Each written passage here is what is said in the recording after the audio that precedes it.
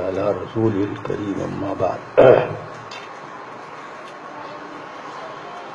عزیز اور دوستو،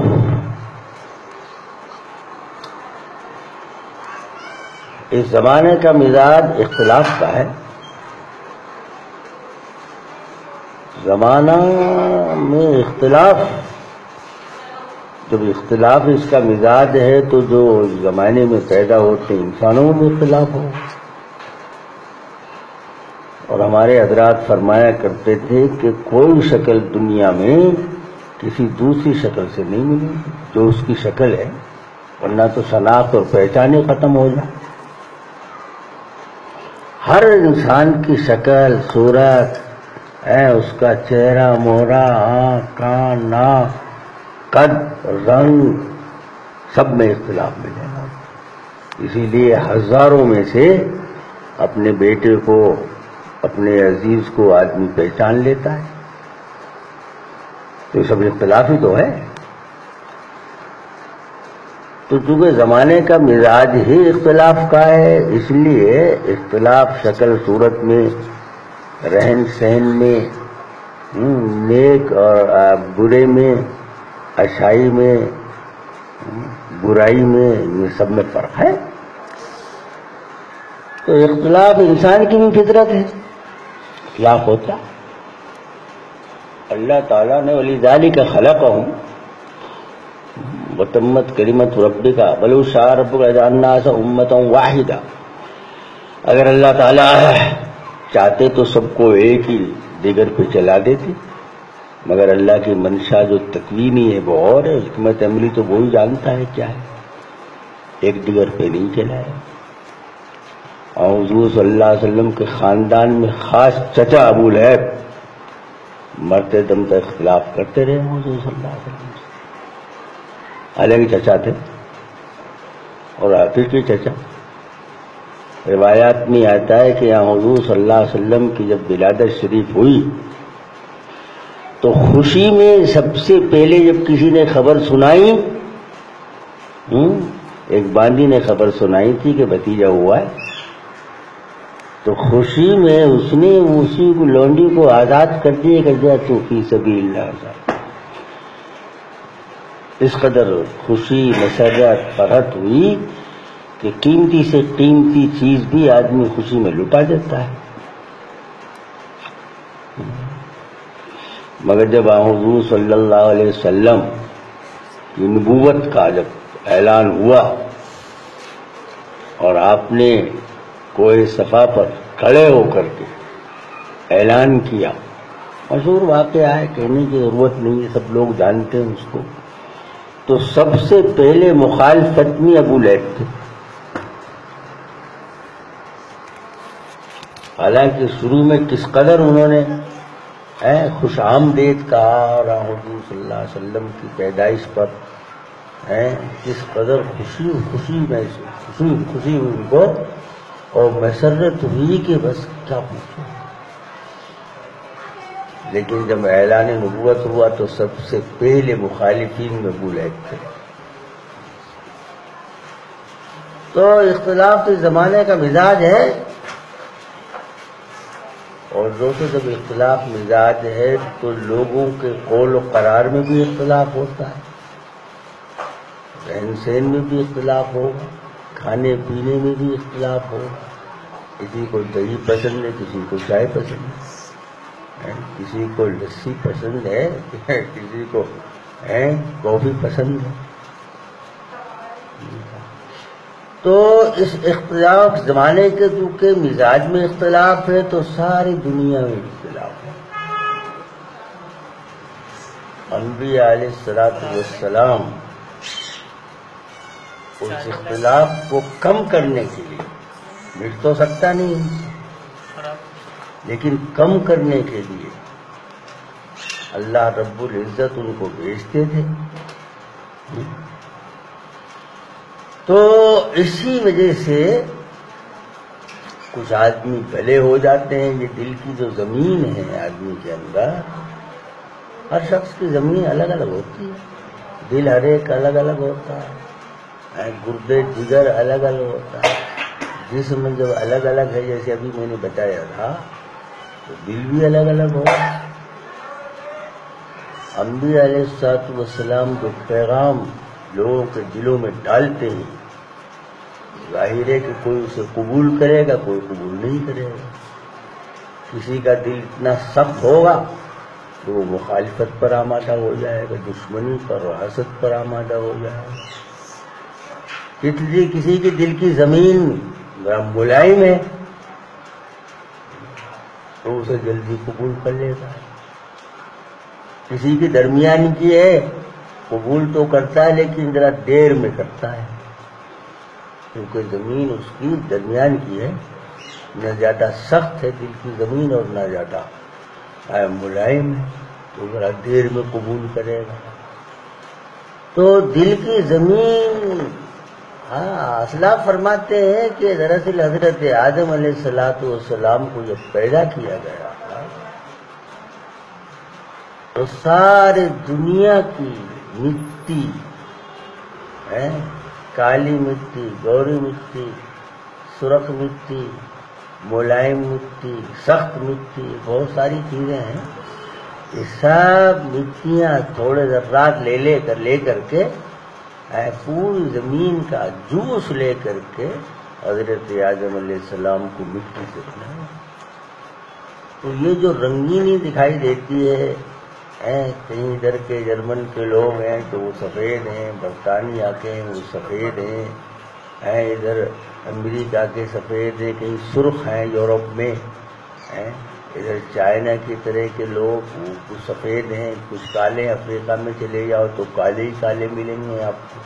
اچھا ایسی بات بھی نہیں ہے کہ اللہ کا تو نظام عجیب و غریب ہے, وہ کالے ہونے پر فخر کرتے ہیں, آپ کو کالے ہونے سے تنفر ہے, آپ کے دل میں آپ نفرت کرتے ہیں. مگر ان کالوں کا ایسا معاملہ ہے کہ وہ شادی بھی اگر کوئی سفید یورپین اپنے آپ کو پیش کرے شادی نہیں کرتے سفید. تو جیسے گورے چٹے آدمی گورے پن کو پسند کرتا ہے, کالے لوگ افریقہ کے کالے کو پسند کرتے ہیں, بیوی بھی کالی ہونی چاہیے. تو کچھ ایسا نظام قدرت نے بنایا ہے کہ جس کی جو شکل دے دی گئی ہے وہ اس شکل پر خوش ہے. اگر اس کو سفید رنگ دے دیا تو سفید پہ خوش ہے, اور کالا دے دیا تو کالے پر خوش ہے. تو یہ چونکہ وہ مٹی اس روئے زمین کی ذرات رب العزت نے اکٹھا کر کے حضرت آدم علیہ السلام کو بنایا.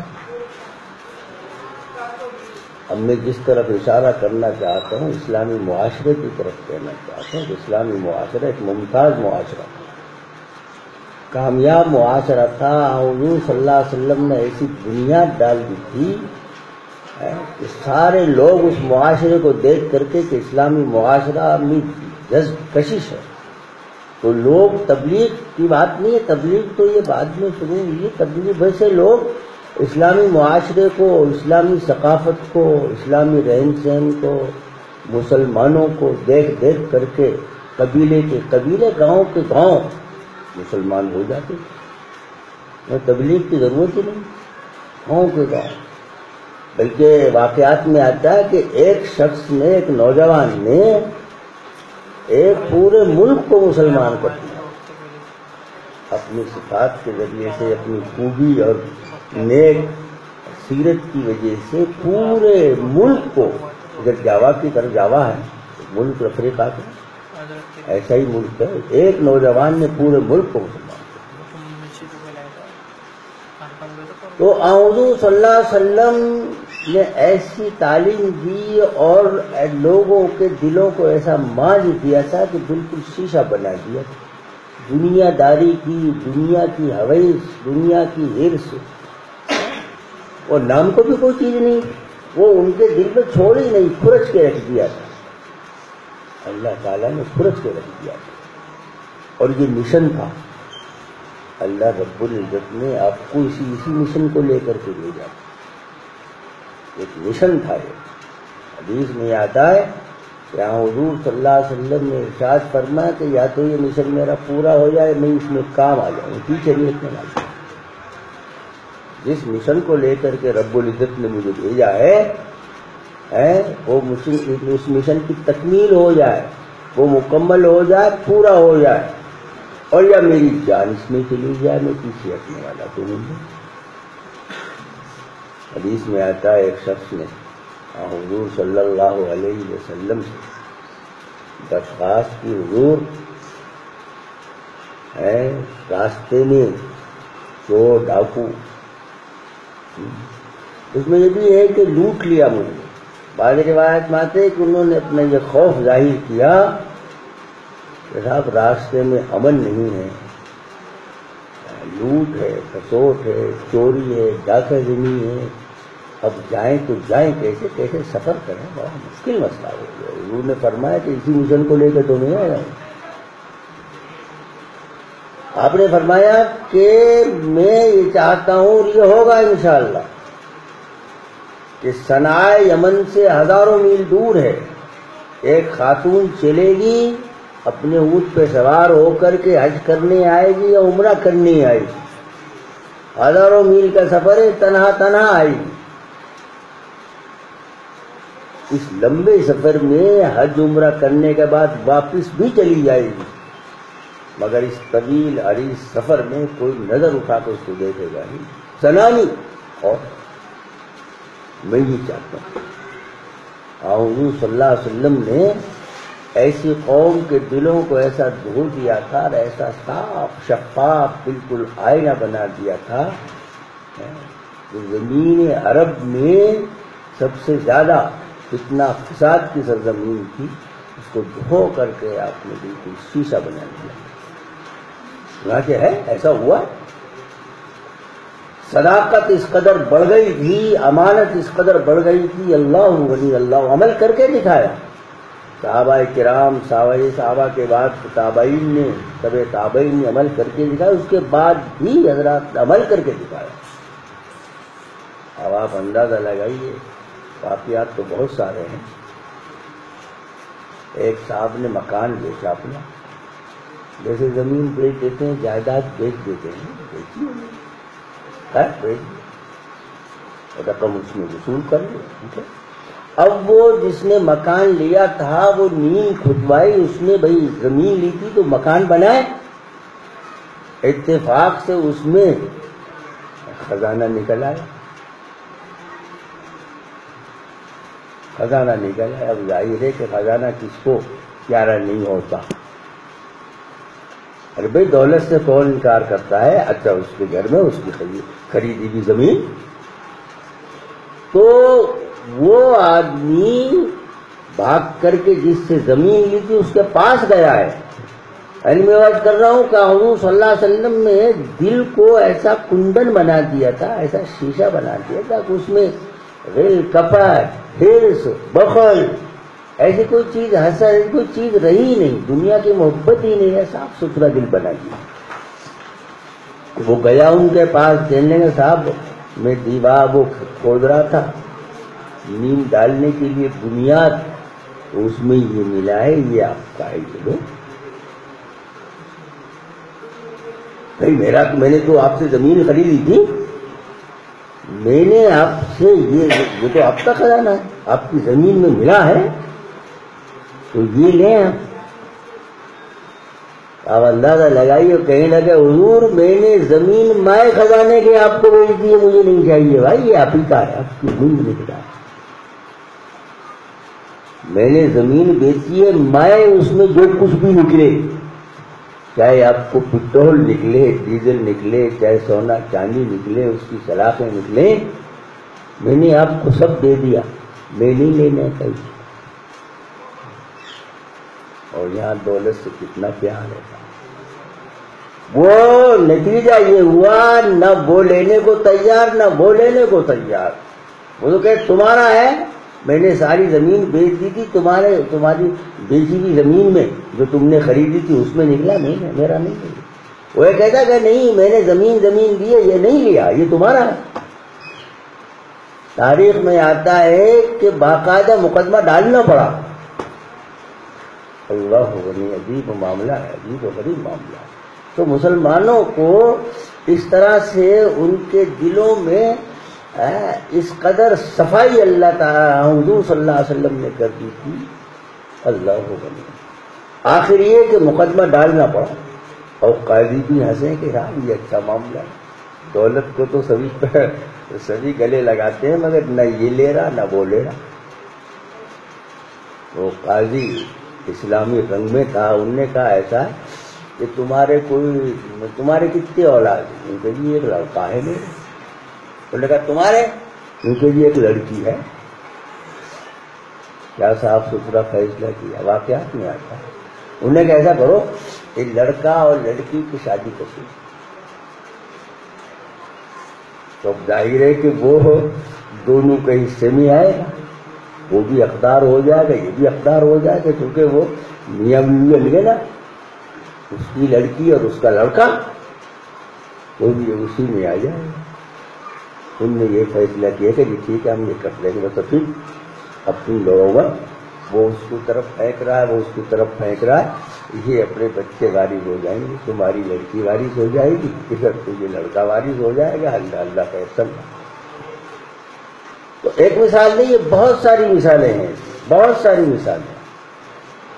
تو حضور صلی اللہ علیہ وسلم نے دنیا کی محبت کو اس طرح سے کھرچ دیا تھا، وہ فرشتہ صفت انسان بن گئے تھے.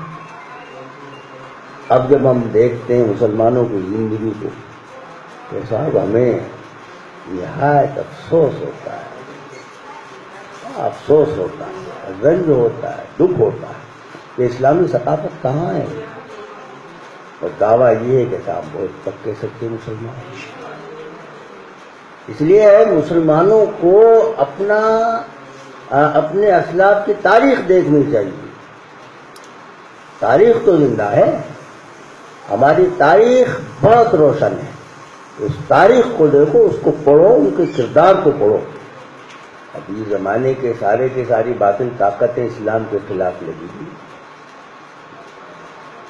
اور وہ یہ کہتے ہیں کہ صاحب اسلام تلوار کی زور سے پھیلا اور صاحب اس میں انصاف نہیں ہے، عورتوں کو انصاف نہیں دیا جاتا، فلاں نہیں دیا جاتا. واحد چیزیں سب یہ طاغوتی طاقتیں ہیں، شیطانی طاقتیں ہیں، اسلام کو بدنام کرتے ہیں.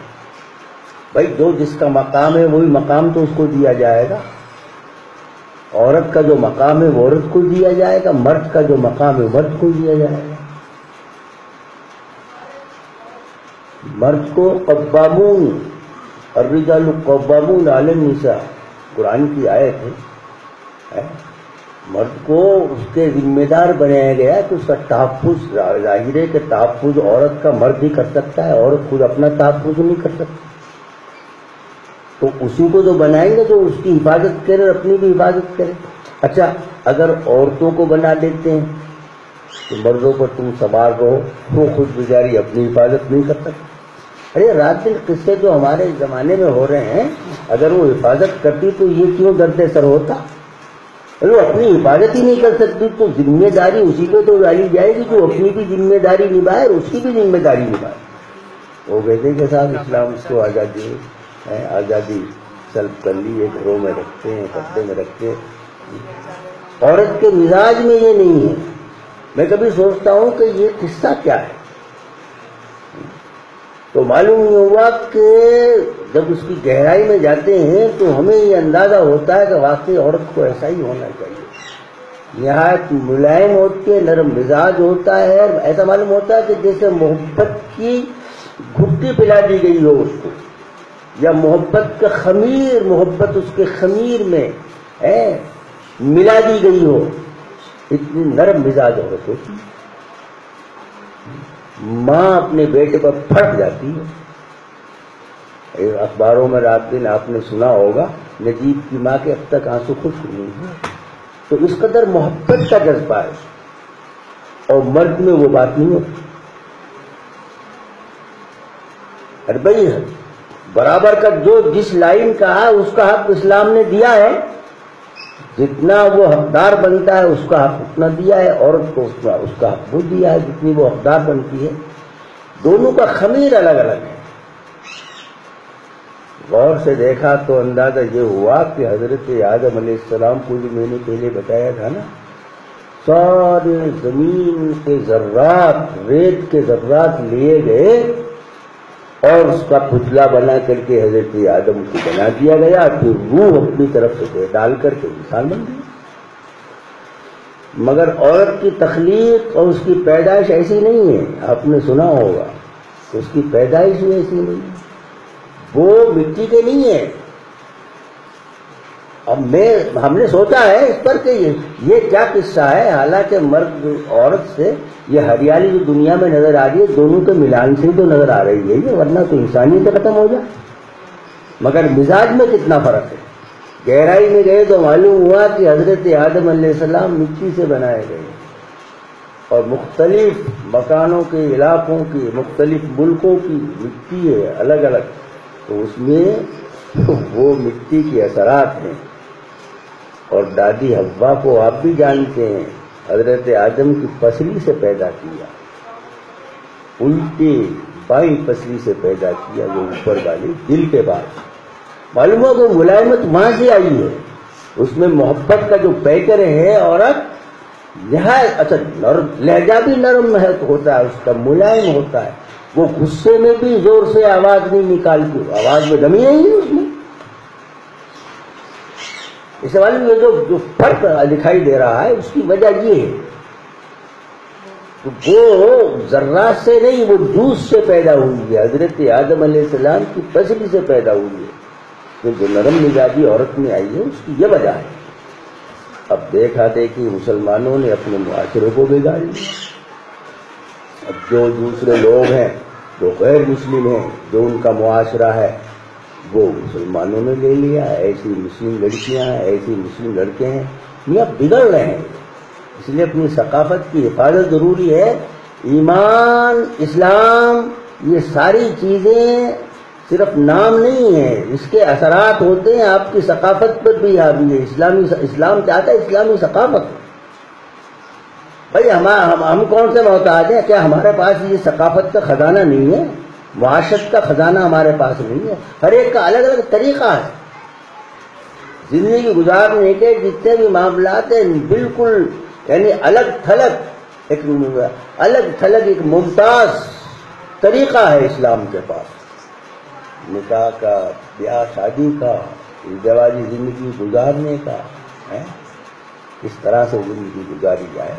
لمبا وقت ہو جائے گا، پھر میں بس اتنا ہی کہہ کر کے بس ختم کرتا ہوں۔ اللہ تعالیٰ ہم کو اور آپ کو سب کو اسلامی معاشرے کی کو باقی رکھے، اس کو زندہ رکھے، دوسروں کے لیے اس کو نمونہ بنائے۔ اللہ تعالیٰ ہمیں توفیق نصیب فرمائے۔ وآخر دعوانا الحمدللہ رب العالمین۔